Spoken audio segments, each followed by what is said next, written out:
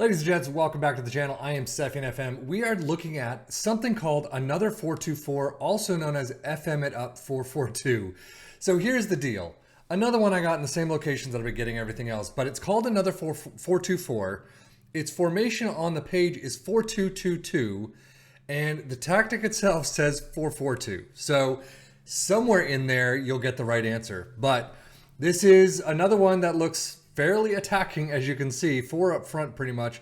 The win percentage and loss percentage aren't great. 46 win percentage, 28 loss percentage.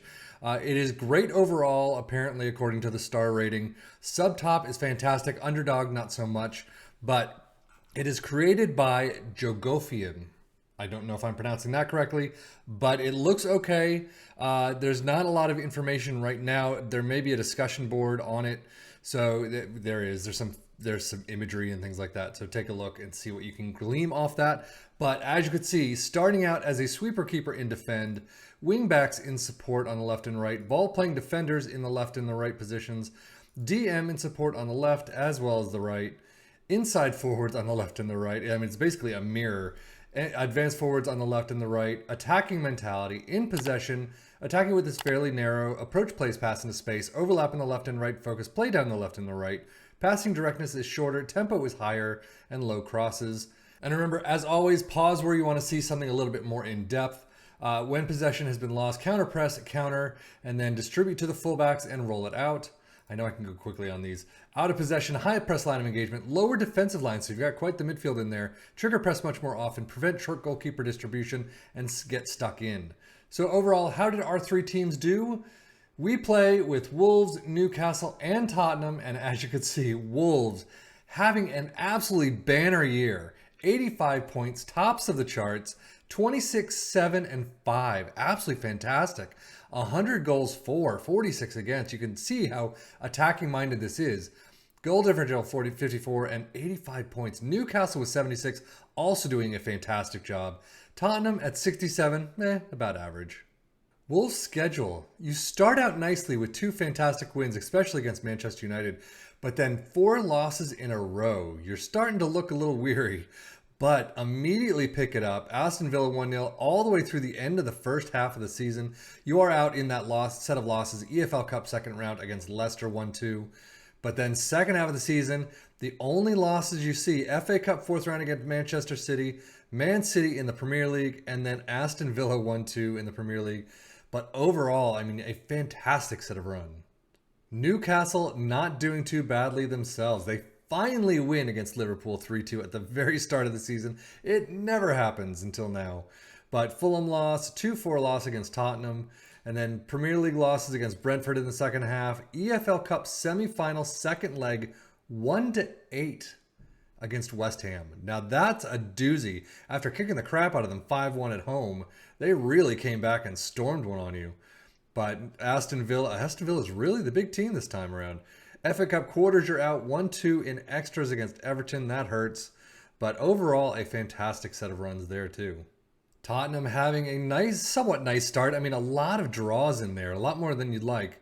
But if you take control of this team, do your own tactics, do your own shouts, do your own transfers, things like that, you could probably turn a lot of these draws into wins. I would hope 3 points there.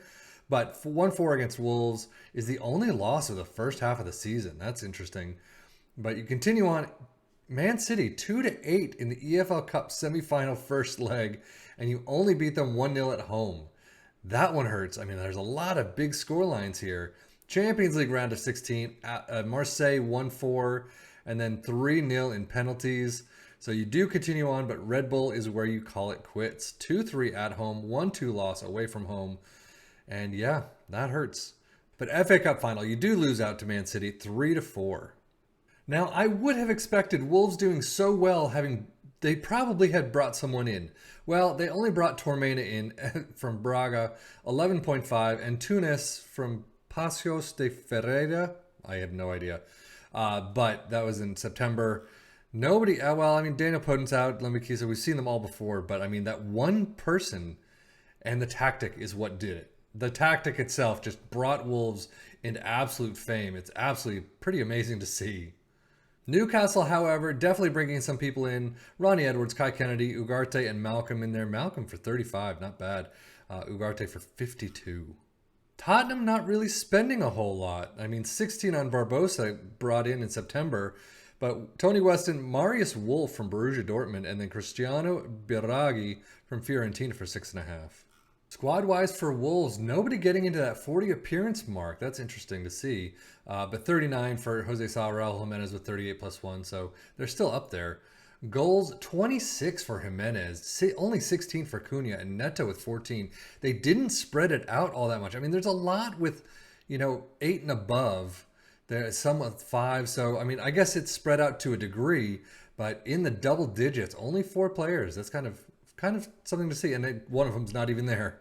But assist-wise, 20 for Sarabia, Neto with 11, and Semedo with 10.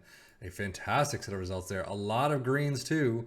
7-4-1 for Jimenez, Traore was 7-2-1, and Sarabia was 7-14. Now, this is what I would have thought I would see with Wolves, having done so well, but 47 plus 1 appearances for Trippier, 44 for Nick Pope, and Botman for 42 plus 1. Not too bad. Goals-wise, 32 for Isaac, 27 for Wilson. I mean, you do have one more than Wolves did in the double digits.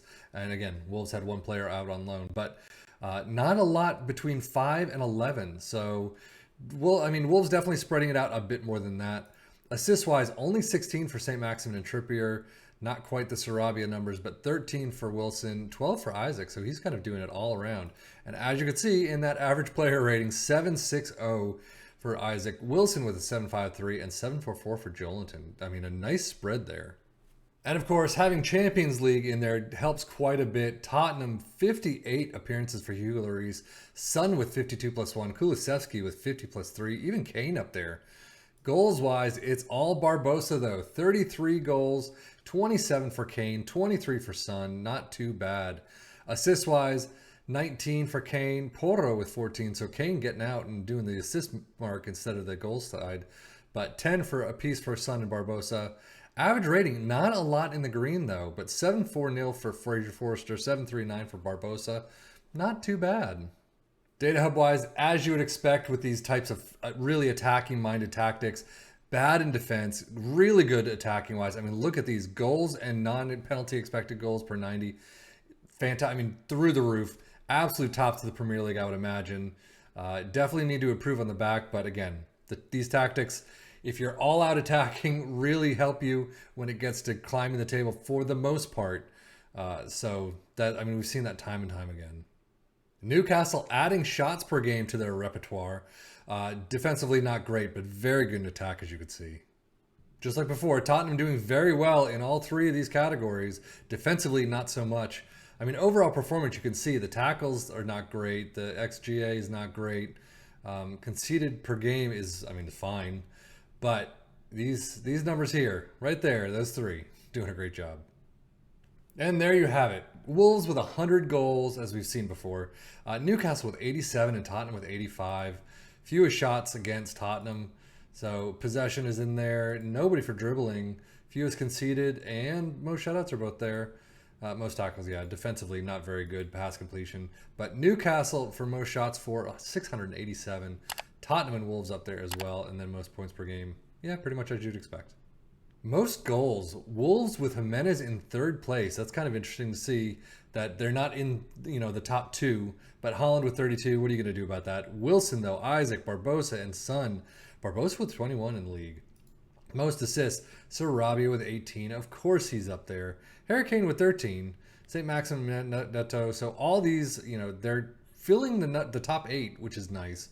Most player of the match awards, St. Maximin, Jimenez, and Isaac.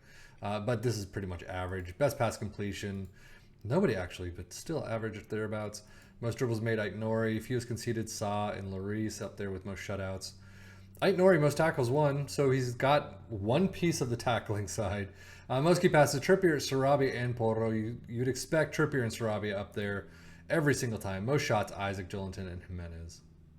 So overall, a fantastic set of results for Wolves. A fantastic set of results for Newcastle, both in Champions League next year. And then Tottenham in the Conference League, not great, but it's kind of where you'd expect them to be, around 67. Usually about 65 to 70 is kind of the average of what I've seen from them. But fantastic for Wolves, just 85 points, only 5 losses. But that is it for me, Sefian FM, for the Football Manager blog channel, saying thank you as always for watching. Take care and enjoy.